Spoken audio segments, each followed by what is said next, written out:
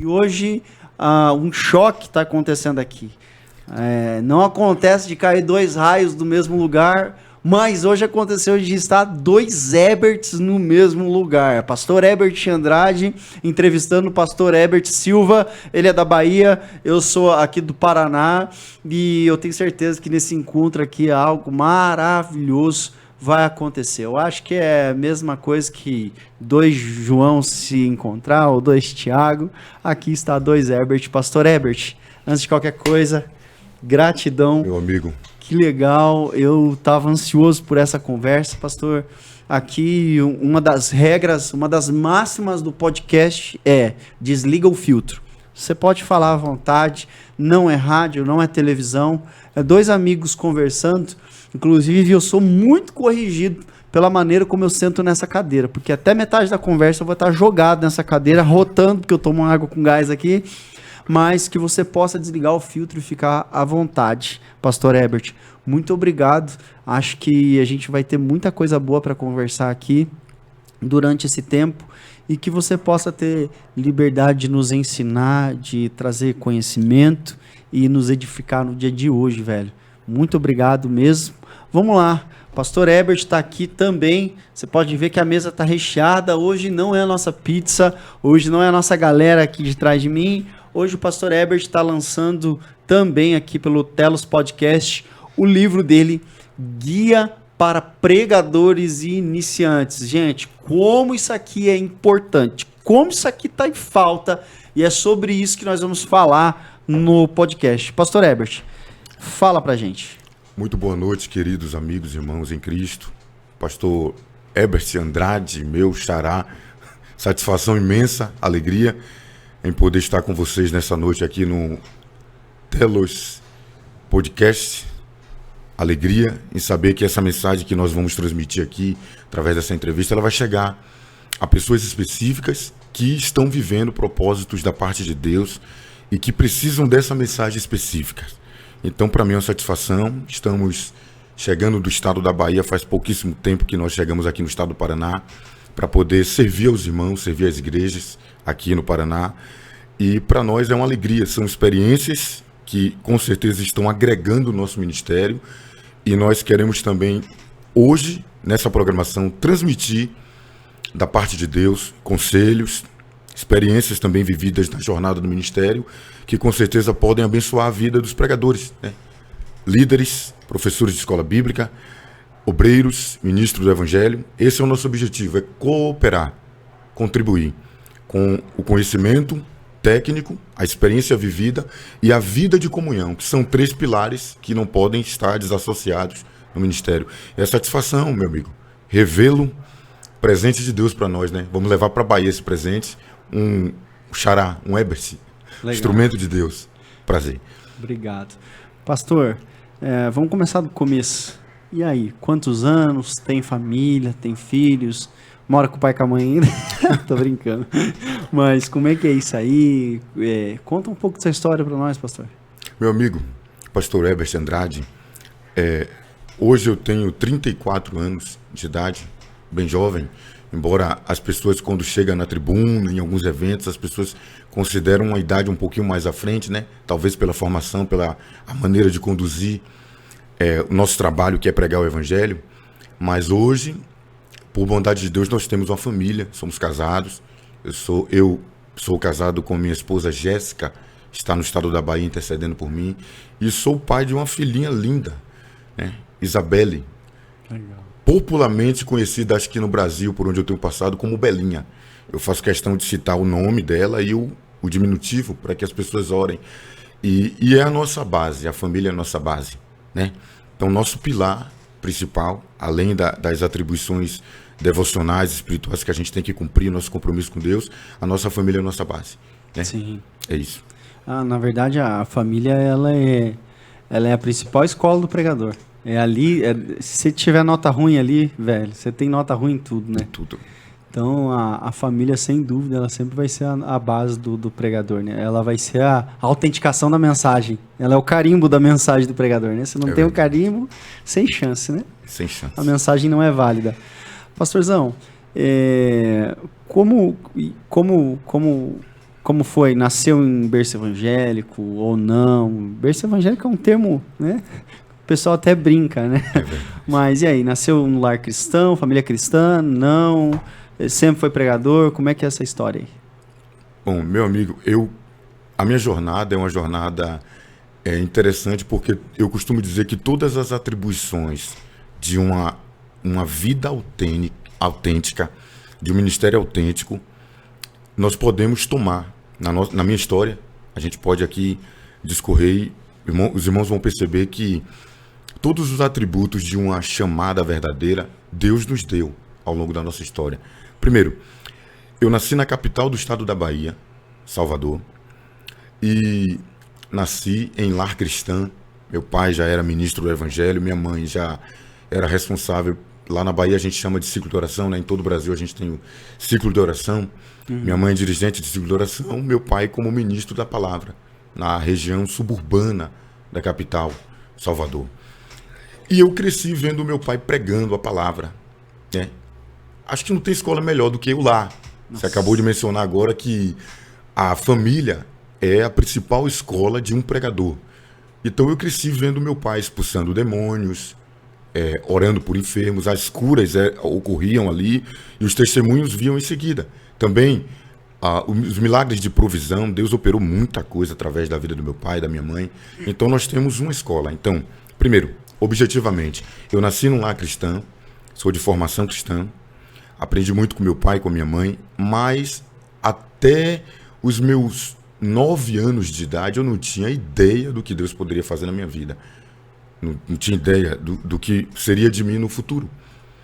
Com 9 anos de idade, eu tive uma experiência muito profunda que foi presenciar um acidente vascular cerebral do meu pai, um AVC. Ele sofreu. Esse episódio foi muito triste. Ele ficou debilitado por muito tempo, né? E morreu com sequelas disso. Quando ele retorna do hospital, ocorre que ele está deitado na cama e ele me pede para vir perto dele. Isso a minha família lembra, né? É um episódio muito, muito impactante para mim. E quando eu me ajoelho próximo dele, ele põe a mão na minha cabeça e ele em rápidas palavras, ele ministra sobre mim, transferindo para mim o ministério, a chamada, a responsabilidade da chamada. Ele disse que o corpo dele não aguentava mais, e ele não teria condições de prosseguir na jornada dele, que mesmo que Deus tomasse ele da terra, ele queria que eu fosse um pregador da palavra, que eu fosse um ministro e que eu auxiliasse a minha família, levando a palavra para minha família e exercendo o ministério na minha casa. Um pouco parecido com a história dos patriarcas, né? A gente tem essa questão de transmissão. Eu costumo dizer que a bênção, ela é uma imposição, né? A gente não pode considerar a bênção apenas uma herança. A bênção, ela tem que ser imposta. Deus impõe a mão dele sobre o homem, abençoa, e esse homem ele tem a autoridade de Deus para poder abençoar também. Por isso que Arão tinha aquele costume de poder abençoar os hebreus antes das partidas, das saídas, né, dos acampamentos. Então, eu tive muita experiência que me fez chegar até aqui. Então, venho de lá cristão, tenho escola, eu, meu pai, a minha mãe, eu cresci vendo eles exercendo o ministério. Minha mãe muito pro lado do círculo de oração, dos trabalhos com visita. E o meu pai, propriamente, com o ministério de pregação evangelística. E com muitas evidências ali na região suburbana. Então não tem escola melhor do que o próprio lar, como você já bem disse. Nossa, que responsabilidade. E isso com 9 anos de idade? 9 anos de idade. Mas você encarou isso como, assim, um desafio, assim, não, peraí. Depois que teu pai partiu, você olhou para isso e falou, não, eu vou seguir esse ofício aqui. E desde criança já se tornou um pregador mirim ali depois da partida do seu pai, seria isso? No princípio dos eventos, né, a gente recebe a profecia, meu amigo, e a gente fica um tanto que sonolento, parece um pouco com a presença do povo judeu na Pérsia, na Babilônia. Estávamos como quem sonha, né? Estávamos lá distraídos, né? E de repente a nossa boca encheu de riso, de canto com o retorno. Então, os grandes homens de Deus na história bíblica sempre tem esse período do sono. A gente sempre tem, vez e outra, pessoas que Deus tem uma chamada profunda, Deus tem um ministério, ou receber uma herança, uma chamada que vem a partir do seu pai, dos seus antepassados, e há aquela fase da sonolência. Eu costumo dizer que é essa fase da sonolência. E dos 9, que foi assim a primeira grande profecia que eu recebi partindo do meu pai, que parece apenas uma atitude de pai para filho, uma atitude de alguém que só quer abençoar o filho, só quer ver o bem do filho. Mas ali foi um ato profético. Então, a partir desse tempo até os 13, 14 anos, até 13 anos, eu não tive nenhum vislumbre desse plano que Deus tinha na minha vida, mas é como se Deus só tivesse acendido o pavio, a chama apagou por um instante e não voltasse a acender para que a fogueira pudesse queimar. Quando eu atingo os 13 anos de idade, eu mudei, né? Entre 12 e 13 anos, tivemos um outro acidente grave na minha família, que foi a perda de um irmão meu, que morreu afogado numa praia em Salvador. Então, ele foi encontrado numa rede de pesca, uma história bem pesada mesmo. Então não tinha como a gente ficar no mesmo lugar, não tinha como a gente ficar morando no mesmo lugar.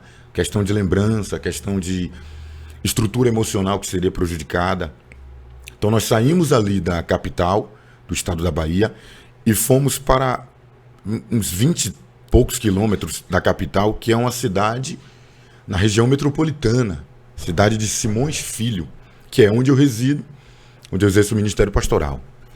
Nessa situação, que é a situação da nossa saída da capital, chegamos em Simões Filho e eu me deparei com uma igrejinha, né? A gente chama lá no Nordeste de igrejinha, as igrejas pequenas que mantêm aquela tradição forte de oração, de doutrina, de preservação, né? De preservação de boas intenções, bons costumes. Então a gente tinha isso lá. E eu recebi o convite de uma amiga minha, que foi a menina que, depois de um tempo, me trouxe para mais perto de Deus. Ela era membro do grupo de adolescente, só que uma adolescente bem madura, próximo dos 18 anos. Me convidou para ir para o culto. E nessa ocasião eu tive uma experiência com Deus. Eu vi ali todo mundo feliz, alegre, né? Já fazia tempo que eu não estava tão assíduo na igreja com meus pais. Meu pai ainda era vivo. E eu tive aquele desejo de congregar mais, servir melhor a Deus. Eu comecei a me questionar se eu não estava perdendo tempo, mesmo com 13 anos. Será que eu não estou aqui perdendo tempo? A minha vida, será que minha vida não tem um propósito, um objetivo? Será que Deus não tem um objetivo profundo para mim? Então foi nessa ocasião de transição de uma cidade para outra que nós começamos a avaliar a nossa vida e a nossa experiência começou a mudar. Foi quando eu comecei a ter fragmentos do meu chamado sendo reacendidos novamente. Legal. Pastor, falando aí agora, andando no tempo um pouco, inclusive eu tenho história parecida com a tua. Eu perdi a minha irmã em Quatro Barras. A gente morava numa cidade, Quatro Barras, aqui perto, e minha irmã foi assassinada, dentro de casa, inclusive. E a gente saiu de lá para cá, para Araucária, sem conhecer ninguém, sem nada, e foi onde eu reencontrei Jesus. Eu já tinha aceitado Jesus em uma Profundo, né? comunidade, tinha me perdido um tempo, né? E aqui eu reencontrei Jesus de novo, numa Assembleia de Deus, inclusive, congreguei alguns anos na Assembleia de Deus. Muito daquilo que eu acredito como verdades bíblicas, que eu tomo como partido, como doutrina, aprendi na Assembleia. Então, eu te entendo. Andando um pouco no tempo, o senhor hoje acabou de lançar, está lançando ainda, o Guia para Pregadores Iniciantes. O senhor é um pregador itinerante, né? Roda o Brasil afora pregando, e eu quero explorar um pouco essa conversa que eu, como disse para você hoje pelo telefone, o quanto eu amo isso, né? O quanto eu amo a mensagem do Evangelho, o quanto eu erro também. Isso é importante, pastor, né? Eu, pelo menos, considero os erros que a gente comete, às vezes, ali, pregando, erros que talvez a igreja não conheça tão, mas a gente sabe, depois a gente ouve, ou relembra a mensagem, ou depois visita o esboço e fala, poxa, não é bem assim. Não é bem assim. Mudança. O senhor se especializou, como Como que é isso hoje, pastor? Ou foi tudo na raça mesmo, e aqui está o conhecimento adquirido na raça, o senhor fez faculdade, não fez faculdade? Como que é esse lado do senhor hoje? Nós estudamos ali na cidade de Simocílio, teologia, mas esse material, meu amigo, a base dele é a experiência. A base dele é a experiência. Por que eu digo que a base é a experiência? Porque nós temos aí as questões doutrinárias, né? Questões históricas doutrinárias. Sim. A gente tem cessacionismo, continuismo. Só para a gente se situar, algumas escolas teológicas, algumas academias acreditam que os dons, aliás, eles dividem os dons, né? Todo respeito aqui aos irmãos, mas eles dividem os dons em dons chamados dons comuns, né? Ou dons comuns, assim, normais, e dons extraordinários, que são aqueles que são os dons de fé, dom de cura. E exatamente os dons de curar são deixados de lado, como se Deus não tivesse mais a intenção de fazer esses... É como se fosse só para cumprir um propósito, né? Lá de Atos, né? Isso. E aí eu não jamais eu vou aqui entrar em porfia com ninguém, mas nós que temos a perspectiva continuista, acreditamos que o evangelho ele tem que ser experimentado. O evangelho não pode ser somente uma letra, somente um livro escrito, somente uma aula numa faculdade, uma palestra ou uma ministração com estrutura homilética perfeita na igreja. Ele vai além disso. Evangelho é vida. Jesus disse em João: as palavras que vos digo, elas são espírito e vida. Né? A gente olha a estrutura desse texto grego, a gente percebe que ali Jesus está falando de vida mesmo. Então, eu, ao longo dos anos, sempre quis escrever. Eu tenho alguns materiais escritos, outros que já serão publicados em breve, né? Outros temas que serão publicados ali. Mas esse material, ele passou na frente de todos os temas que nós temos escrito. Nós já temos uns 2 ou 3 temas lá guardados em arquivo. Mas esse você acredita que foi uma necessidade? Exato. Você viu uma necessidade na igreja local? Exatamente. No Brasil. No Brasil nós temos a necessidade desse tipo de conteúdo. Principalmente porque nós abordamos os aspectos técnicos da pregação, questões técnicas. Aqui nós temos conselhos técnicos para melhorar o desempenho no ponto de vista teológico. E nós temos também, que eu valorizo muito, um conteúdo apontando para a vida profunda do pregador, para a vida com Deus. É por isso que eu escrevi esse livro. A prática do pregador. A vida prática, a vida cotidiana dele com Deus, a vida íntima dele com Deus. Os irmãos que já adquiriram e que vão adquirir, eu vou abrir aqui no sumário para mostrar. Fica à vontade, rapidinho, pastor. Sim. Um dos capítulos que eu me dediquei muito, pastor Herbert, mas muito, para poder trazer um conteúdo claro. Talvez o capítulo mais importante desse livro é o capítulo 5, o pregador espiritual. E aqui a gente aborda, nós dedicamos um tempo para poder abordar os elementos bíblicos de um pregador espiritual. O que é que a Bíblia pensa de um pregador original, primitivo? O que é que os grandes homens de Deus faziam que tinham tanto sucesso na pregação? E por que hoje nós temos uma variedade imensa de mensagens em arquivos no YouTube? Nós temos uma variedade imensa de pregadores no Brasil inteiro. Se você for olhar, hoje nós temos eventos sendo feitos, nós temos congressos sendo realizados, nós temos conferências sendo realizadas, nós temos excelentes teólogos, excelentes oradores, bons homiletas, pessoas que trazem interpretação histórica assim, que você fica de boca aberta. Mas por que os resultados mais imprescindíveis de uma pregação não acontecem como deveriam? Sendo que na igreja primitiva era uma menor quantidade de pregadores, Jerusalém tinha a menor quantidade de pregadores do que o Paraná tem. E por que nós temos menos resultados? Eu não estou falando de um resultado,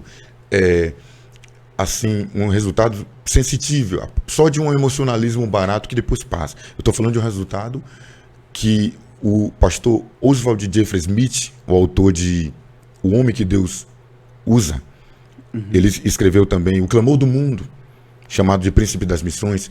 Ele diz que esse fruto da convenção que nós temos que procurar é o fruto do ouro provado no fogo. Não é como uma palha que você joga e queima. Então, foi preocupado com essa situação da pregação, com essas ausências da pregação que eu acredito que existe, que eu decidi escrever esse material. Então, parte da experiência teológica, parte de uma estrutura teológica robusta. Nós abordamos matérias como a homilética, a exegese, a hermenêutica bíblica, mas nós focamos também num dos pilares principais, que é a vida do pregador com Deus. Legal, interessante. Não tinha nem parado para pensar em explorar esse lado. Hoje eu percebo assim, pastor, a falta primeiro, do básico, conteúdo bíblico, a falta de aplicabilidade bíblica, né? De profundidade e aprofundamento nas escrituras, né? Para fazer uma explanação ali que vai gerar conhecimento, que vai gerar solidificação, né? Que vai gerar Cristo, porque Cristo, ele é a palavra, né? Ele é a palavra. Então, eu sempre falo na minha igreja local, como que você tem a capacidade de dizer que ama o Deus da palavra se você não ama a palavra? A palavra de Deus. O que você vai fazer no céu que você já não está fazendo na terra? Verdade. Então, assim, Charles Spurgeon dizia, de joelhos nós falamos com Deus, de Bíblia aberta, Deus fala conosco, né? Então, hoje eu percebo a falta de conhecimento de alguns pregadores e, infelizmente, hoje, a manipulação pelo discurso bonito, cara. E isso é uma tristeza terrível, porque hoje não é nem tanto o tanto de conhecimento que você conhece, mas é o discurso que você tem. Então, eu percebo por um lado, do púlpito, né, de cima do púlpito, pessoas com um discurso bonito ou com status legal e tem portas abertas, ou, infelizmente, hoje é rede social. Se você tem ali seguidores, você tem uma foto bacana, você tem uma foto atrás de um telão de LED, você tem moral, mas você tem uma rede social mais pequenininha. Primeira coisa que eles estão pedindo hoje é a tua rede social. É verdade. Para ver quem é você. Te medem pelo tanto de seguidores que você tem, né? E não pelo tanto de seguidores que você atrai a Cristo. Isso é uma tristeza. E por outro lado, também eu vejo que os verdadeiros exegetas, homiletas, expositores da palavra sofrem. Por quê? Porque hoje nós estamos vivendo um período que a igreja... eu estou falando no contexto geral, não estou falando da minha igreja. Eu sou pastor auxiliar, então tem que tomar muito cuidado aqui, que depois o meu pastor vem no PV me pegando no chinelo. Caçando. Mas assim, a igreja hoje, no sentido geral, está com preguiça de pensar, pastor Herbert. Então, quando você precisa fazer um expositivo ali, quando você precisa trazer um conteúdo um pouquinho mais profundo, a igreja tem preguiça de pensar. Então, é aquele negócio. Você começa fazendo uma exposição, no final do culto você pergunta, tá, mas aonde o pregador... não sei, o pregador é meio fraco, né? Porque fala muita coisa, não é muita coisa, meu filho, é que você não consegue ficar mais 40 minutos pensando, não consegue concentrar mais 40 minutos, entregar 40 minutos de conhecimento. A ausência da dopamina, né? A ausência da dopamina. Então, infelizmente. Se não tem... Eu amo dar ensino bíblico, essa é uma das funções que eu tenho hoje na igreja local, mas eu também sou do louvor da igreja. Então eu vou falar para você que eu amo num culto de domingo pregar com o meu teclado ali no fundo, brinco, né, com os meninos, com a bateria e tal, amo isso. Mas eu também tenho uma preocupação do seguinte, não é o quanto a pessoa vai sair dali avivada, é o quanto a pessoa vai sair dali confrontada. Né? É o quanto a pessoa vai sair dali indignada, é o quanto a pessoa vai sair dali se perguntando se ela está no caminho certo ou não. Verdade. Quando você conta a sua história com 13 anos, né, a crise que você teve, ela foi gerada porque em algum momento a palavra ela te pegou por dentro e ela te confrontou, ela te revelou quem era você naquele estado original, entendeu? A palavra veio e colocou um espelho na sua face e mostrou o Adão que estava aí. E quando você olhou o Adão que estava ali, automaticamente você começou a procurar Cristo dentro de você de novo. E aí que você conseguiu se encontrar. Então, olhando, né, esse material aqui, sem dúvida, isso aqui é riquíssimo. Nós precisamos, pastor Herbert, de mais mestres humildes no Brasil hoje. Mestres que sobem no púlpito e derramam o conhecimento no púlpito, mas depois eles têm a humildade de revelar as fontes e ferramentas, entendeu? Porque hoje eu acho muito bonito, eu acho lindo demais pregadores, principalmente pentecostais, quando faz ali aquela, né, toda aquela contextualização. Ele tem o dom de te colocar na história bíblica e você vai lá e ele explica certinho como era em Jerusalém, como era naquele dia, o que estava acontecendo, o contexto político, local, científico, e ele te coloca. É lindo. Mas é mais lindo ainda quando depois no canal dele, quando depois no Instagram dele, ele fala, gente, é assim que eu monto meu sermão, ó. Com essa ferramenta, eu pesquiso aqui, e ele compartilha com os colegas como ele fez para chegar. E eu percebi que você, ao fazer esse material aqui, você teve essa preocupação, né, de compartilhar com os colegas como é a sua vida de pregador, e eu creio que aqui, mais do que o seu conhecimento teológico misturado com a sua experiência, aqui eu tenho certeza que está teu coração também, que é o desejo de ver outros amigos pregarem o evangelho genuíno e verdadeiro também. Agora eu queria te perguntar, você como pregador, qual é o seu tipo de mensagem preferida? Você é expositivo, ou você é textual, ou você é aquele sermãozinho, pontos? Qual que é teu preferido aí? Uma pergunta que é extremamente previsível, né? É porque se trata desses aspectos técnicos também. O livro também se trata disso. E eu, na verdade, tinha um texto, pastor Herbert, para pôr nesse livro. E eu retirei. Eu vi o pastor Jonas Madureira comentando no Instagram uma vez que o livro dele, 3 páginas, de repente se transforma em uma, antes de ir para o trabalho editorial, as atribuições editoriais. Então, por que ele faz isso? Porque ele sempre melhora o texto, até que o texto fique bem claro, fornecendo a mensagem correta para o público.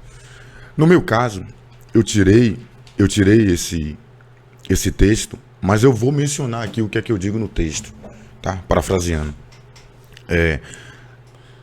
Os grandes pregadores da história bíblica, o Antigo Testamento, os grandes homens de Deus da história, pregadores como Paulo, embora Apolo teve aquela fase da ausência do conhecimento do poder, né?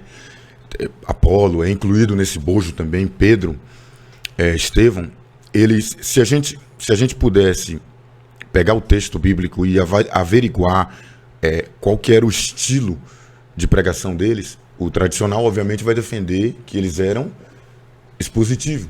Sim. 100% expositivo. Pastor, é só expositivo.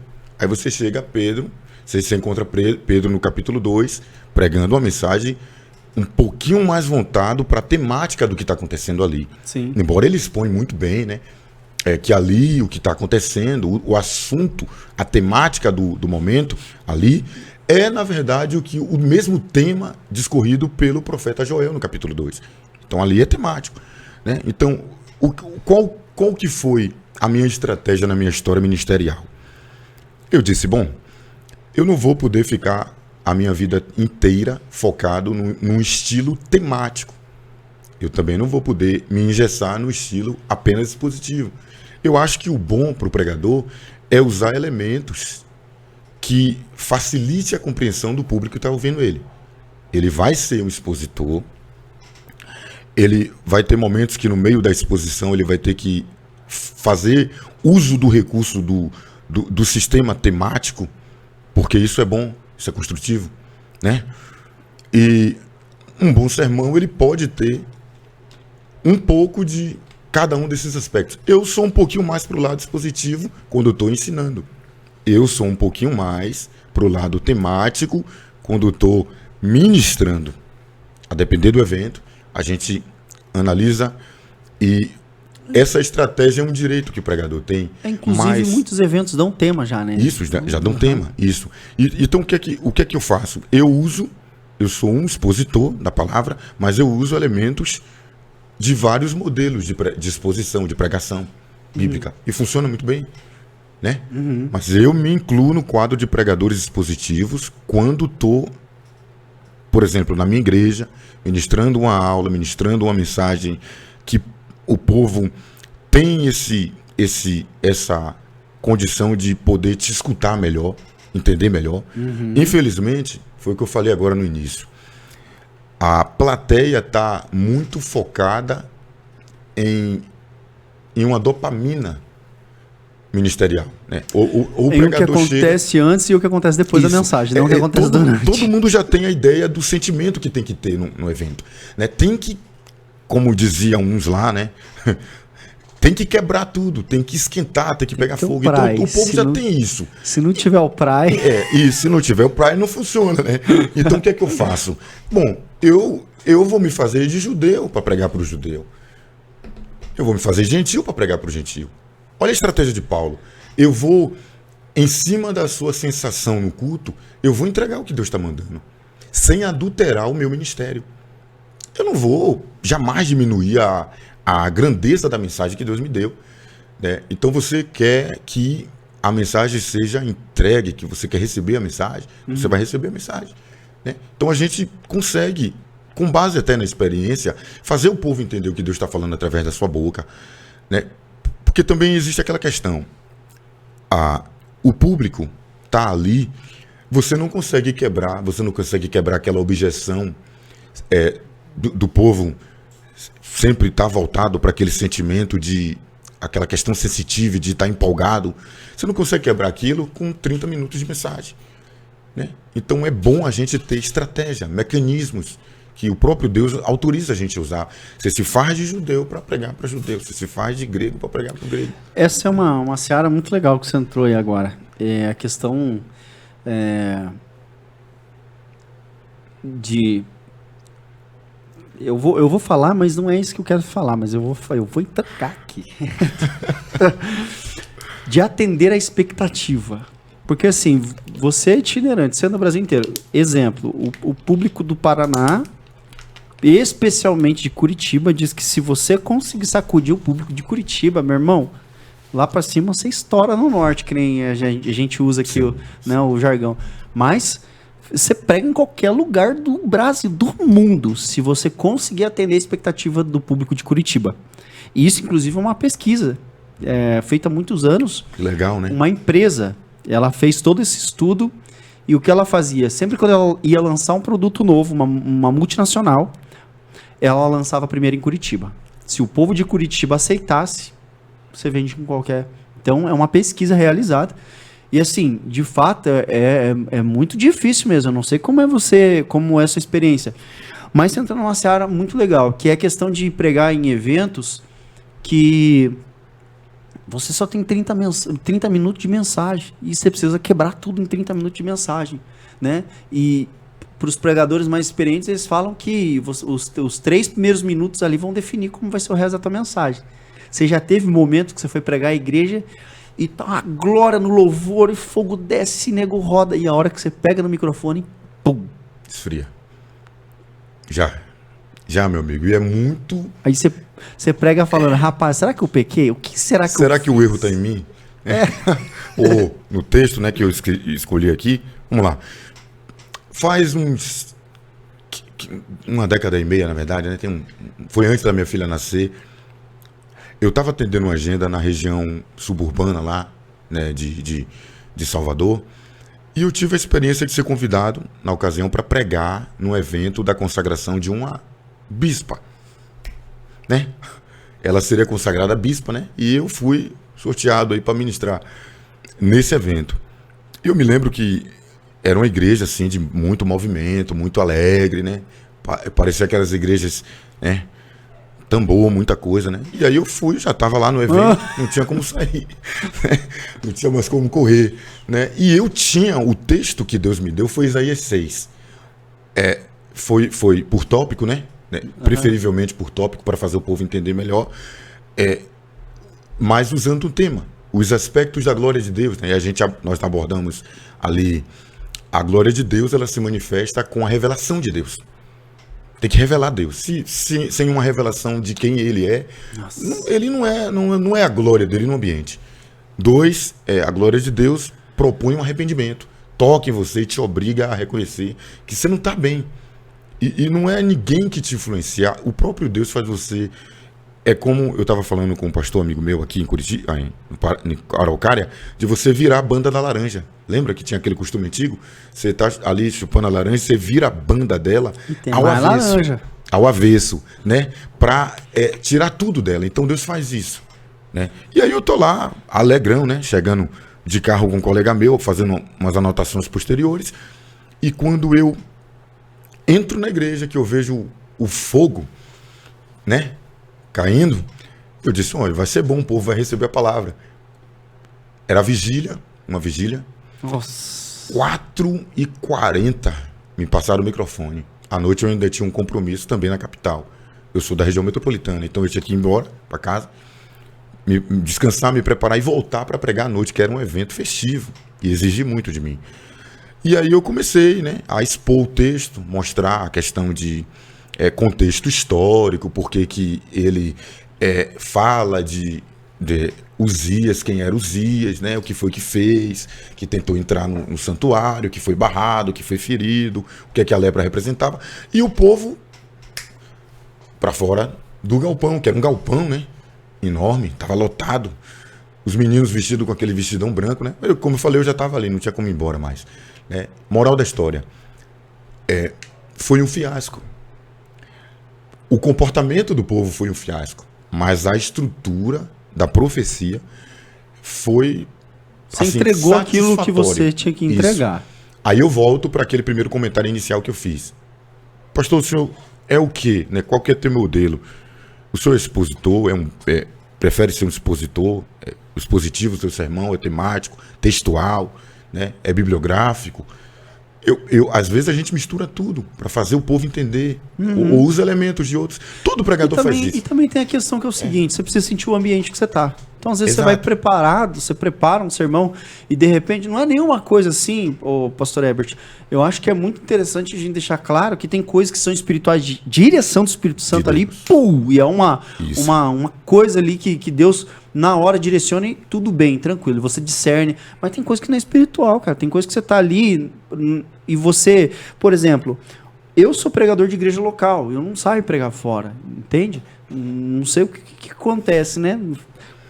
Eu sou pregador de igreja local, então assim, eu já conheço a minha igreja local. O público, isso, entende? A igreja. Eu já conheço. Mas você que não conhece o público, você tem ali até o momento do louvor para poder discernir o povo. Chegou a hora da oferta, você tem que respirar porque é você. Isso. Mas você tem que discernir o público, como o público reage, né? Se é um público mais maduro, se é um público mais, assim, se permite deixar... e é até gostoso, o pregador gosta de interagir. Mas tem essa questão que, às vezes, você precisa ter esse conhecimento para poder se mover em qualquer área. Então, às vezes, você quer fazer um bibliográfico, mas, de repente, você vai para outro caminho. O ambiente pede outro. Exatamente. Verdade. Mas, assim, a tua experiência, né, você contando isso, é até interessante, porque teve uma vez que eu participei de uma vigília e rapaz, eu acho que foi a vigília mais difícil que teve, assim. Porque... a gente chegamos na vigília e tal, primeiro louvor, segundo louvor, glória a Deus, né? Tem que esperar o motor esquentar e tal, né? Só que o motor não tava esquentando, cara, não tava indo. E de repente aquela igreja hiper pentecostal, mega pentecostal, super double pentecostal, Pro Max, né? Pro Max. De repente, outro modelo, né? E não tava, e eles pensaram assim, né? Se Jeová não tá esquentando, não vai esquentar para Jeová, né? Mas precisa esquentar. E de repente começou uma tal de uma entregação de profecia. Pá, pá, pá. E você via que tava começando a ficar forçado o trem ali.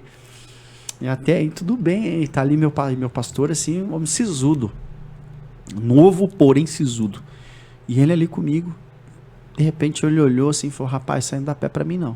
Tu vai ficar? Eu falei, eu vou até o final, então Deus te abençoe. Eu falei, tu vai me deixar nessa fria aqui sozinho mesmo? Vou. E rapaz, um canta, outro canta, e canta de novo, e canta daqui, canta de lá, entrega palavra de profecia. Aí a oportunidade para o irmão, opa, agora vai vir palavra, irmão, é isso que te digo, pá, e você é atrás, pá, eu falei, rapaz, e não vai dar certo. E chegou 3 horas da manhã, chovendo, frio, e todo mundo já cansado, porque não tava rolando aquilo. De repente, pô, acaba a luz. Meu Deus do céu. Aí o pregador começa a pregar. E o pregador não fala nada com nada. Mas nada com nada, não. Meu Senhor da Glória. E aquele homem tava falando em outra língua ali. Ninguém tava entendendo nada. Frio, sono e todo mundo babando, rapaz. De repente, quando tá para acabar a vigília, liga a luz de novo. O pregador, nada satisfeito com a bela mensagem. Um boicote, né? Não, o pregador nada satisfeito com aquela bela mensagem que ele não pregou. Arrancou o terno e falou: agora eu vou passar meu terno em vocês. Tudo vocês. Meu Deus. É desse jeito, eu vou passar meu terno em vocês vão cair. E falou com essa convicção. Falei. Escola, né? Fizeram escola, o pessoal de fora do Brasil fizeram escola. O professor, inclusive, dessa escola teve esse dia. Tava lá em Santa Catarina. Eu vi. Eu vi, foi muita gente caindo. Só Jesus na causa. E aí, passou o terno, só que ninguém caiu. Aí ficou chato. E de repente, né, ali matou o ambiente. Aí chegou um outro pastor: irmãos, vamos encerrar aqui, vou dar a bênção apostólica. E um irmão chegou e falou: posso dar um minutinho? Pode. Aquele irmão levantou e falou assim: irmãos, há um espírito de incredulidade no meio dessa igreja hoje. Meu E o Deus. Senhor abomina o espírito de incredulidade. Vamos fazer uma última oração e nós vamos encerrar. Irmão, dali pra frente a vigília começou de novo. Aí ela começou. Aí começou de verdade. Porque daí o povo começou a orar, a gente começou... Foi impactante. Então, tudo isso eu contei essa história aqui, porque eu queria que você também compartilhasse histórias de momentos que você precisou ter discernimento. E de momentos importantes na vida de um pregador, dele também ir com uma mensagem, e aquela mensagem ser de Deus, ser para aquele momento, ser para aquele tempo, porém ser rejeitado por aquela... Assim como Jesus já teve a sua mensagem rejeitada pela sinagoga, mas teve convicção daquilo que estava fazendo, né? E como que é isso para você, quando você sai, por exemplo, quando você vai lá para o Rio de Janeiro, que é uma galera, nossa, aberta. Fogo, né? Meu Deus do céu, você espirrou lá, já estão falando língua estranha, já espirram em língua estranha lá, né? E aí você cai, né, em São Paulo, por exemplo. São Paulo é tranquilo, mas você cai aqui em Curitiba, por exemplo, que é um povo mais... Como é que é isso aí para você, pastor? Como é que você lida com isso aí? Tem dia que você sai falando: eu vou parar com isso, vou pegar uma congregação e vou ficar de boa. Sim. Todo pregador tem isso. Inclusive nós pastoreamos lá na Bahia, região metropolitana. Começar com uma história bem rápida. Logo do início do meu ministério. Eu tive a primeira vez que eu assumi um púlpito para ministrar à noite, né? Eu tinha uns 14 anos, eu já pregava assim em círculo de oração, né? Programações assim bem resumidas, pequena, tinha 10 minutos aqui, 5 minutinhos ali, e programações da minha igreja, programações locais, que as irmãs me colocavam para ministrar. Mas aí surgiu uma oportunidade para eu pregar à noite em um culto de adolescente. Eu era adolescente, né? Tinha muito essa questão, antigamente, né? De pregar no culto de jovem, que era jovem. A Assembleia de Deus lá na Bahia tinha muito isso. Aqui também. Não tem tanto, mas tem um pouco. Antigamente isso era muito comum. Acho que criança, uma parte do Brasil. Culto de criança, né? Era aquela questão de contextualizar, né? E aí, quando eu assumo a tribuna, Deus me deu um texto, rapaz, até que eu hoje usaria uma outra linha de interpretação, né? Mais próxima da realidade do texto, que foi a viúva. Os vasos da viúva, né? Mas, de certa forma, havia uma profecia sendo entregue ali, né? De vaso vazio, questão de vaso vazio, ausência de azeite, né? Eu, na minha fase inicial, né? Como pregador iniciante, sem suporte, lá, naquela época, questões teológicas, assim, era mais distante da gente, a gente tinha mais dificuldade de ter esse tipo de conhecimento, até pela internet, né? Os recursos eram um pouquinho mais escassos nessa época. E eu me lembro que no início Deus começou a me usar para poder falar sobre as pessoas que ali estavam, do grupo, e eu convidei eles para receber a oração, porque Deus queria quebrar o laço, e o laço era o seguinte: um vento de apostasia que viria no meio do grupo, e os adolescentes ali presentes, a boa parte deles iriam ser seduzidos para sair da igreja. E aí uma irmã, essa foi uma das mais dolorosas experiências que eu tive no meu ministério, porque para a proporção do meu tempo de ministério foi algo muito doloroso. Uma irmã se levantou, Primeiro o diácono se levantou e disse assim: pregador, põe o microfone aí que eu quero orar por você. Eu tinha 13, 14 anos, por aí. Põe o microfone aí no púlpito que eu quero orar por você. Eu nem orei pelo povo, ele pediu para orar por mim, né? Tirando de mim a oportunidade. Visivelmente ele queria que eu parasse de falar. Aí a irmã dele pegou a oportunidade, né? E disse assim: eis que eu não estou falando pela tua boca. Eu não sou na sua vida. Eu não estou te usando. Desça daí do púlpito. Imagina um adolescente, pastor Herbert, meu xará, com 13 anos, sem um mentor, sem um tutor, sem um pastor dele junto com ele, pregando em uma terra distante, um ambiente que não é o dele, não é a área dele, né? Tomando um balde de água fria desse. Então realmente nós fomos experimentados no ministério. Para resumir, tempos depois, anos depois, o diácono infelizmente perdeu a vida embriagado, afastado do evangelho, e num acidente de automotivo bem sinistro, um negócio bem feio. E alguns meninos ali do grupo também perderam a vida no tráfico, né? Algumas meninas se afastaram do evangelho e hoje estão numa situação, no ponto de vista moral, deplorável, não casaram, não ficam com ninguém. Então, essa foi a primeira experiência em que a palavra foi rejeitada, e assim de uma maneira bem cruel, né? A segunda experiência que eu tive a gente se prepara, a gente ora, consagra, e era esse assunto que eu toquei no início, do pregador ter essa aproximação com Deus. Vale muito, muito mesmo. A vida profunda dele com Deus, ela tem que ser o pilar central. Eu sei que existe a necessidade de um conteúdo acadêmico, teológico, sólido. Isso é indiscutível e a gente não entra nesse mérito porque é realidade. A igreja precisa disso. E de uma boa base teológica, doutrinária. Eu sei o que eu estou falando, que eu sou da área. Mas uma das maiores prioridades que tem que existir no ministério de um pregador genuinamente usado por Deus é a vida profunda com Deus. Eu falo de uma vida de abandonar o pecado, de enfrentar suas fraquezas, de ser fiel à sua família, né? Eu tenho minha esposa que agora está intercedendo. Eu não estou nem pregando, eu estou compartilhando experiência com vocês. Ela está intercedendo lá na Bahia, né? Junto com minha filha. Então tem que ter essa vida profunda. Isso é indiscutível. Não tem para onde correr.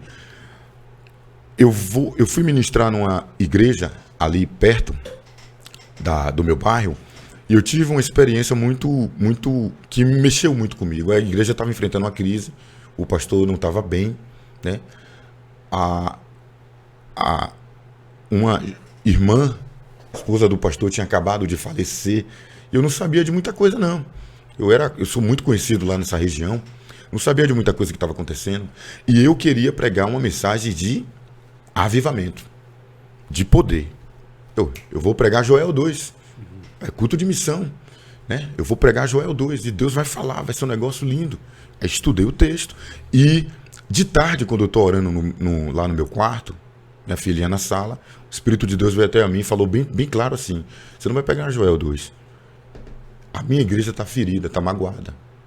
O povo que está lá vai sair, o pessoal está saindo para congregar em outros lugares. E as boas peças que eu tenho estão saindo, estão abandonando o barco. Sabe por que estão abandonando o barco? Por causa dos escândalos. E eu não mando você lá para poder você se promover, eu mando você lá no meu nome para poder curar o povo. Sim, Senhor, qual é a mensagem? A mensagem é a morte dos filhos de Arão. Nossa. Se você analisar o texto ali de Números, era recém-inauguração, né? Inauguração do tabernáculo, estava novinho, e os filhos de Arão estavam ali naquele movimento de auxiliar o pai deles, né? Fazer o trabalho sacerdotal, e oferecem fogo estranho, abre uma fenda, o Senhor envia o fogo, mata 2 deles, né? Os 2 caem ali mortos, e Arão, quando vê o cadáver, para resumir, que olha ali, que vê o cadáver, a ordem de Moisés é: não pode chorar, não pode fazer luto, não pode nem ir para o enterro deles. O texto está bem claro lá, para quem quiser ver. O motivo. Qual o motivo, Moisés? Aí Moisés diz: Deus está mandando dizer isso aí para você, Arão. Parafraseando. Por que você não pode rapar a cabeça? Rapar o cabelo? Porque além de ser uma objeção, um impedimento para o ministério sacerdotal, Deus, através de Moisés, explica a Arão que o motivo é que sobre a cabeça de Arão estava o óleo da unção. Aí eu entendi. Arão, você não pode ficar enlutado, você não pode ficar aí acabado, você tem que cuidar da obra, você tem que ministrar no altar, você tem que cuidar do santuário, você não tem que se deixar levar por um sentimento que, embora seja um direito seu, a unção é maior do que o seu direito. A grandeza do seu chamado fala mais alto do que sua dor, sua crise familiar, os escândalos que aconteceram aqui dentro do santuário, que foi a morte dos seus filhos. Então, tudo que está acontecendo é bem grave, Arão, mas a unção que está sobre a sua vida é mais importante do que o teu luto. Aí a aplicação, na hora que a aplicação veio, né? Tem um momento da introdução que a gente explica tudo direitinho. Quando a aplicação vem, não tem como não dizer que é o espírito de profecia agindo. O Espírito Santo que convence o mundo da verdade. O Espírito que Jesus disse que o mundo não pode receber, mas ele habita em nós. E estará em nós. No caso, esse estará já está se cumprindo na dispensação da igreja. Ele está em nós. E ele é quem comanda o pregador. Ele que orienta o pregador e diz o que é que o pregador tem que fazer, porque a noiva é de Cristo. Então, esse livro é um clamor pela sensibilidade ministerial, pastor Herbert. Uhum. Esse livro é um grito pela sensibilidade ministerial. O que a gente precisa, na verdade, é dessa sensibilidade. Então, essa foi uma das experiências que marcou meu ministério. Marcou muito meu ministério. Eu tive um caso, pastor Herbert, também aconteceu comigo. Óbvio, sou muito mais novo. O senhor tem 34? 34. Eu vou fazer 30 agora. Não é muito mais novo. Uma Copa só, né? Você viu uma Copa a mais que eu, né? Mas eu tive um caso. A minha escola, o senhor conta que foi na raça, né? Eu ainda tive o privilégio de ter o meu pastor como mentor, porém eu cheguei já casado na igreja que eu congrego hoje. E o meu pastor, e aí, o que você quer? O que você quer ser ministerialmente? Eu falei, quero ser um pastor, meu sonho é ser um pastor. Só que eu não sabia o que estava pedindo. E hoje eu sou apaixonado pelo que faço, mas não sabia o que estava pedindo. Mas também eu sou um pregador, né? E ele, toda vez que me dava a oportunidade para pregar no culto de domingo, ele sentava na minha frente, caderno e caneta. Essa foi uma ferida, hein?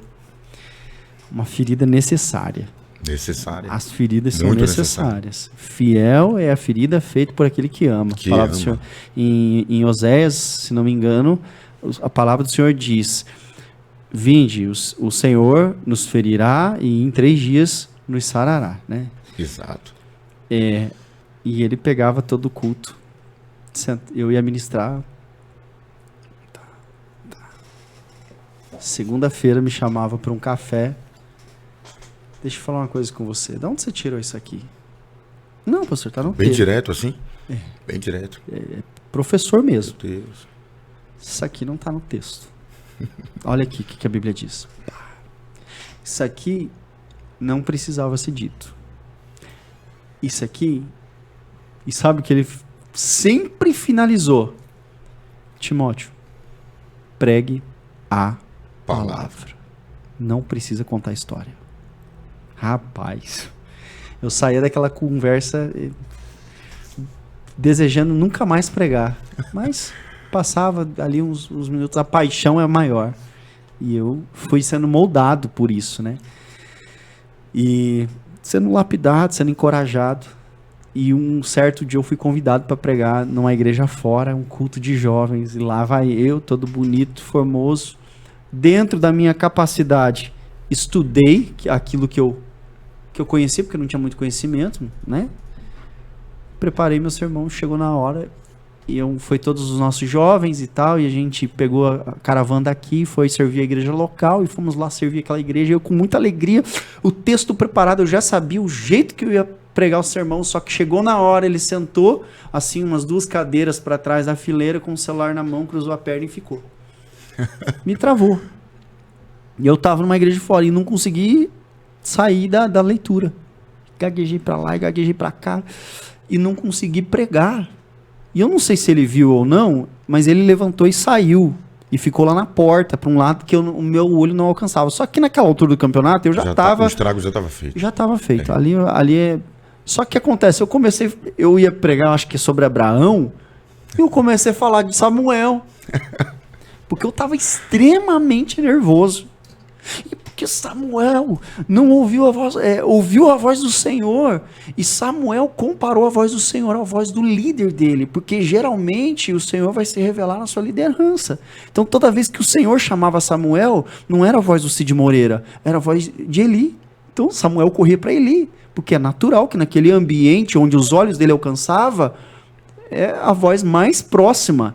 Mais familiarizada. Mais familiarizada. Então, se você não consegue obedecer o homem que você vê, você não vai obedecer o Deus que você não...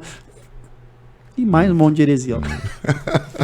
Muito lindo, meu amigo. E fui assim, me perdi totalmente. Eu sei que eu entreguei o microfone frustradaço.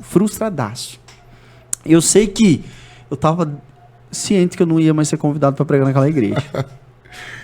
Tudo bem, fui para casa. Passou-se uns dias, uma família me procurou muito. Pastor, você não sabe, mas naquele dia você foi profeta na vida da minha família. Naquele dia o senhor... E de verdade, pastor, eu me embananei tanto que eu não saí da simplicidade do texto. Não foi grito, não foi mover, não foi nada. Parecia que era um novo convertido tendo a primeira oportunidade. Foi essa a sensação. E falou, você falou coisas que estavam acontecendo naquela igreja?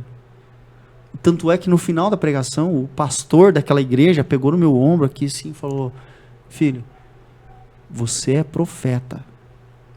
Você é profeta. Falei, então eu sou profeta, ué. Você tá falando que eu sou profeta. O pastor tá falando. Aí eu cheguei pro meu pastor falou, não se iluda, você é pastor. Não cai nessa. E de repente umas duas famílias me procurou depois e falou, olha, você revelou coisas profundas no meio da igreja. Deus nos deu autorização para fazer uma movimentação dentro da igreja que nós estávamos esperando há muitos anos. E aquela palavra é a palavra rema, e assim assado. E você estava falando na igreja, Deus estava falando com a minha filha. E quando eu cheguei lá e tal, e todo um contexto. Eu acho que cai muito nessa linha de que eu estava preocupado com aquela questão. Deus montou todo um contexto, né? E me cegou de certa forma ali, né? O meu ego de achar que eu poderia trazer alguma coisa para aquela igreja ali para compartilhar na simplicidade. E eu me senti assim totalmente frustrado. Senti assim que eu não entreguei nada. E de repente, depois, alguns dias, depois que todo aquele sentimento passou, né? E até eu falei com o meu pastor, depois eu falei, não, pastor, que seus feedback, eles dói e tal. Aí o pastor falou, são sinceros demais. Né? Mas ele nunca deixou. E depois disso, pastor, a coisa mais sensacional, pastor Herbert, é que meu pastor, ele veio igual um trem. Mas também teve o dia que ele chegou para mim e falou, meu filho, tá pago, eu tô te enviando pro seminário. Você vai fazer uma pós-graduação em teologia numa faculdade presencial. Glória a Deus. Tá pago, é só você ir lá. Tua gasolina tá paga, teu lanche tá pago. É só você levantar aí. Ele tava aprovando o vaso, né? Tava aprovando. Aprovando o vaso. E assim, e depois eu descobri o quanto eu amo a palavra e estudo até hoje e tal.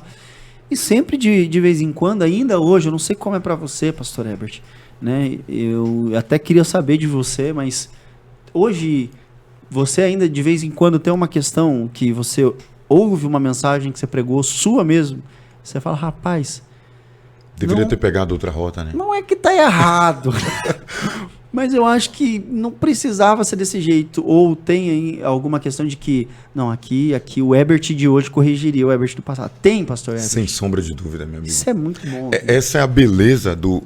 É o que eu tenho dito. A gente precisa, em primeiro lugar, entender qual que é a condição da pregação hoje no Brasil, pelo menos. Né? Qual que é a condição da pregação no Brasil? Para a gente se enxergar em qual zona da ministração da palavra nós nos encaixamos. Né? E hoje eu, sem sombra de dúvida e sem medo de falar isso, eu corrigiria, ou melhoraria, muita coisa que foi ministrada no início do meu ministério. Agora, é claro, a gente tem às vezes a ausência de um mentor, e quem tem um mentor precisa lutar contra o seu próprio gênio, o seu próprio ego, às vezes. Existe aquela questão do temperamento da pessoa, a pessoa tem que se submeter para poder aprender. Mas sem sombra de dúvida eu corrigiria sim. né? Hoje tem textos que a gente olha com aquela ausência de ferramentas, fez a gente chegar ao texto com a visão emotiva, a visão emocional. Nossa, se eu falar que o caminho é por aqui, que a situação é essa, o povo vai dar glória. Então todo pregador se envereda por esse caminho. Todo pregador tem esse pouquinho de, né, questão emocional. Vou compartilhar aqui depois. Se você souber quem é ele, vai ficar bravo.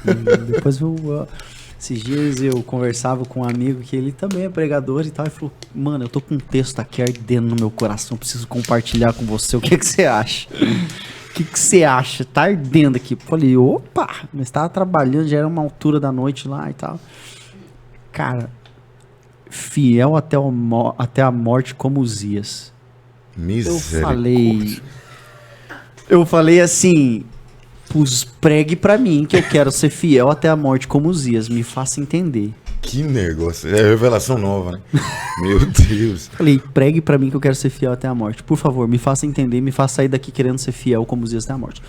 Não, porque no texto, né, Davi começou a pregar tudo. Eu falei: não, pode pular essa parte. Davi. Pode pular essa parte que eu já conheço a história de Davi, né? Uzias, o marido da menina aqui, da Betseba, né? É Uzias, né? É Uzias, né? Beleza.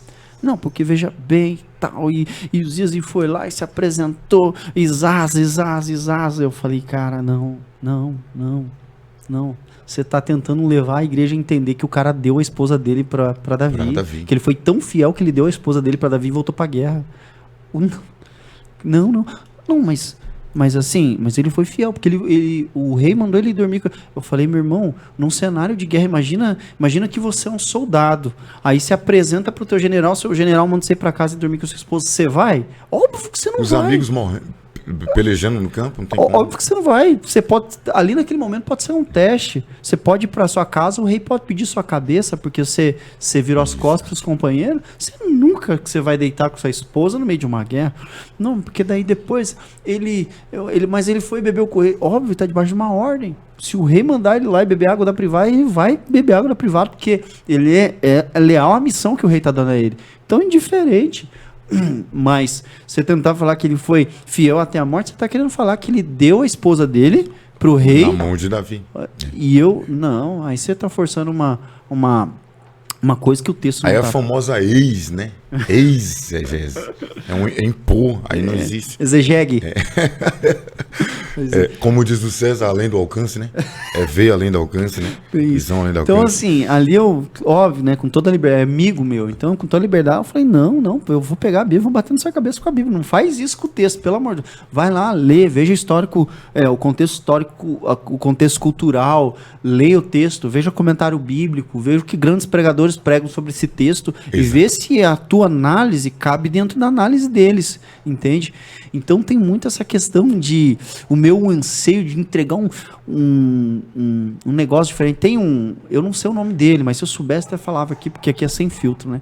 Mas tem um cara que ele aparece nos podcasts, o Moreninho, e ele sempre fala umas frases de efeito e ele bota uma careta no final. Eu sei quem é. Porque aí quem tá no podcast fica: nossa, que absurdo, né? Eu me arrepiei. Qual é a necessidade disso? Né? Rouba a cena quando eu tenho tanto desejo de trazer uma coisa que ninguém ouviu, que para isso eu prostituo o texto que eu tô pregando, né? Eu vendo a alma do texto que eu tô pregando. Rapaz do céu. Como que é isso para você? E aí, pastor Herbert, a gente tira o perfume da profecia do texto. O Espírito Santo ele não vai patrocinar um discurso que é adulterado, que é herege. Ele não vai patrocinar. Paulo, quando ele está em Atos 14, o texto diz: e Deus operava pelas mãos de Paulo e de maneira que as pessoas eram curadas. Capítulo 14 de Atos diz que ele convenceu gregos e judeus na sinagoga em Icônio, quando ele entra em Icônio no capítulo 14 de Atos, né? E Deus operava milagres através da mão dele. Como é que Deus patrocina uma pregação? Qual que são os critérios para Deus patrocinar uma pregação? Primeiro, ele tem que mandar você pregar. tem que existir ali, você tem que estar debaixo de uma jurisdição, de uma ordem. Ainda que seja por questão de função. Ainda que você esteja ali doutrinando a igreja, dando um estudo, dando um ensino à igreja, na sua atribuição de pastor. Então, tem que ter uma jurisdição para você estar fazendo aquilo ali. Tem que ter sido chamado para aquilo. Né? Esse que vos envio, como meu pai me enviou, eu envio vocês. Então, tem que ter uma jurisdição. Então, segundo critério, pelo menos, o pregador está submisso, atrelado ao que Deus quer falar. Ele tem que estar submisso à voz de Deus. Tem que se posicionar. Filho do homem, ponte de pé porque eu quero falar contigo. Se dispõe, eu quero falar contigo. Então existem critérios para Deus patrocinar uma pregação. E essa questão que o pastor abordou agora é aquela questão da lacração, né? De querer lacrar, querer impactar, querer impressionar. E isso não é de Deus. Eu escrevi na página 64, logo na abertura do capítulo 6 desse livro, eu escrevi já aqui de primeira mão para quem vai adquirir o material, o que caracteriza uma pregação genuína, abre aspas, né? O que caracteriza uma pregação genuína? John Piper, em A Supremacia de Deus na Pregação, afirma que o alvo da pregação é a glória de Deus, a base da pregação é a cruz de Cristo e o dom da pregação, o poder do Espírito Santo. Quando esses elementos faltam, como quando a base da pregação, quando o alvo da pregação, que é promover a glória de Deus, quer revelar a grandeza de Deus, quer revelar o quanto Ele é santo, e o quanto Ele teria o direito de poder te punir por tu ser um pecador, tu viver uma vida fora do que Ele deseja, quando esse pilar é tirado, a pregação desmorona. Porque o alvo da pregação é a glória de Deus. E eu concordo com Piper. Nós temos divergência na perspectiva teológica, mas ele está sendo cirúrgico aqui. Extremamente cirúrgico. E a base da pregação, a cruz de Cristo. Paulo não fala isso? Paulo diz isso. Eu até escrevi aqui, Romanos 11. Porque a nossa pregação não consiste em persuasão de palavras humanas. Na verdade, eu tenho aqui outro. Isso, eu até fiz uma análise na página 67 aqui, 66 e 67, né? Sobre esse texto. Na verdade, é 1 Coríntios, primeira carta aos Coríntios, 2, do 1 ao 5. E eu, irmãos, quando fui ter convosco, anunciando o testemunho de Deus, não fui com sublimidade de palavras ou de sabedoria, porque nada me propus saber entre vós, senão a Jesus Cristo e esse crucificado. Novamente, a gente precisa aplaudir Piper. Independente da escola, da visão soteriológica. Toda pregação e toda a escritura, todo sermão, ele é cristológico? Se você está pregando em um evento para jovem, de alguma maneira é necessária essa pregação apontar, contextualizar a cruz. A cruz aqui no contexto do sacrifício de Cristo.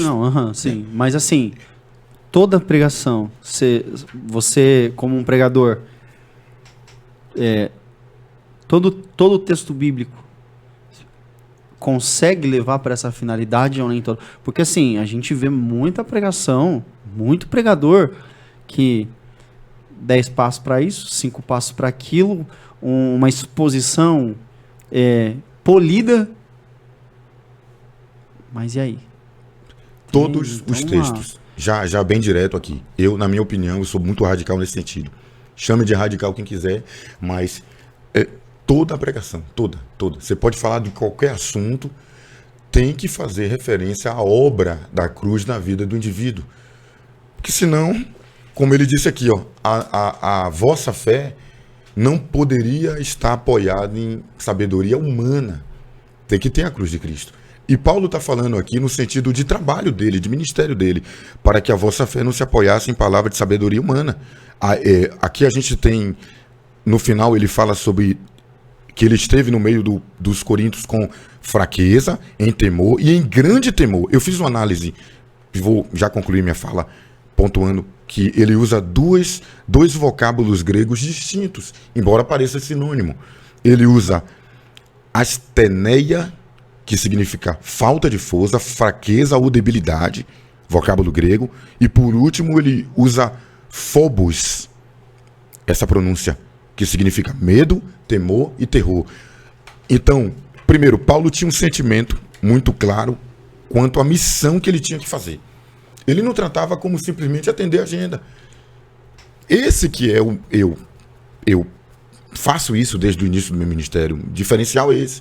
É não tratar o ministério como se fosse um simples exercício de discurso. É reverenciar o trabalho que Deus te deu, o dom que Deus te deu. Fraqueza. Fraqueza aqui é você reconhecer a sua incapacidade, a sua limitação. E aí, quando você reconhece isso, você não fica tentando inventar, colocando coisas que Deus não mandou colocar, e você atribui a glória somente a Deus.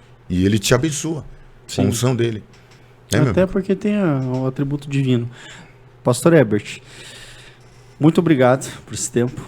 Muito Eu legal que agradeço, mesmo. Assim, passou uma hora e pouco assim que, nossa, foi muito rápido. Acho que foi muito pouquinho. É assunto que eu amo, que eu sou apaixonado, que eu estudo, que eu erro muito, que eu aprendo muito, e que é sempre bom ter pessoas assim por perto, responsáveis, pessoas que se preocupam com isso, e não apenas se preocupam em ser cabeçudo, mas se preocupam com os companheiros. Então, eu acho que escrever um livro sobre um tema como esse é a oportunidade de marcar aí a geração da sua filha, dos seus netos, seus bisnetos, e por aí vai. Eu acho que é colocar um pé na história, né? Colocar um pé na história. Eu quero te agradecer muito. Espero que a gente tenha muito mais tempo como esse, né? Espero poder comer um pezinho de frango, ouvindo as boas histórias de estrada que deve ter por aí. E sempre um prazer. Parabéns pelo seu ministério. Amém, meu amigo. Parabéns pela devoção que você tem. Eu acho que isso é mais importante, né? Pela paixão que você tem. Um pregador sem paixão é como um fogo sem calor. Não faz nada de diferente. Então, que você possa sempre, cara, carregar isso no seu coração, carregar isso por onde você for. E muito bom mesmo. Acho que aqui aconteceu um grande feito. 2 Herberts conversando, 2 Herberts marcante, que amam, né? pregação, é histórico mesmo. Coisa boa. Muito obrigado. Que Deus te abençoe sempre, Deus abençoe sua casa, sua família, seu ministério. Eu certamente vou adquirir o meu livro, eu certamente vou ler ele também. Eu tenho. É para iniciantes, né? O irmão já está num outro patamar. Nada, que nada. A gente fala um monte de asneira aí. O William me corrige direto, esse privado da vida. Mas eu certamente vou ler. Eu tenho um também que ensina sobre sermão, que é do Piragini Júnior lá. Sim. Que é pastor da PIB Curitiba, Primeira Igreja Batista de Curitiba. Tem também outro que é do Charles Spurgeon lá. E eu sempre excelente. Embora eu não pregue igual os caras, mas pelo menos eu finjo, né? Muito obrigado. Deus te abençoe mesmo. Isso aqui vai edificar muito, abençoar muito a vida de muitos irmãos. Tá aqui. Guia para pregadores iniciantes, né? Para aqueles que estão aí nos primeiros 100 anos de ministério, você precisa ter um desse aqui, tá bom? Deus abençoe, meu amigo. Deus abençoe, pastor Hermes. Satisfação. Gratidão. Só pontuando que os recursos desse material serão canalizados para nosso telhado, a implantação do nosso telhado lá no nosso galpão. Estamos construindo na Bahia, e daí a razão da gente ter feito esse projeto todo e o lançamento aqui no Paraná. Perfeito.